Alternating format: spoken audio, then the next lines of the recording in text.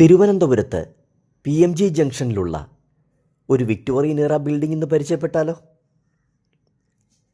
Red ബ്രിക്കും കരിങ്കല്ലും കൊണ്ട് ഉണ്ടാക്കപ്പെട്ട heritage ബിൽഡിംഗാണിത്.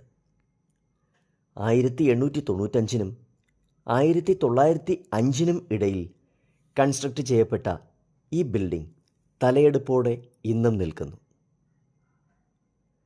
The office of the chief postmaster general Kerala circle ഇവിടെ പ്രവർത്തിക്കുന്നുണ്ട്. Victorian ആർക്കിടെക്ചറിൻ്റെ ലിവിംഗ് എക്സാമ്പിൾ.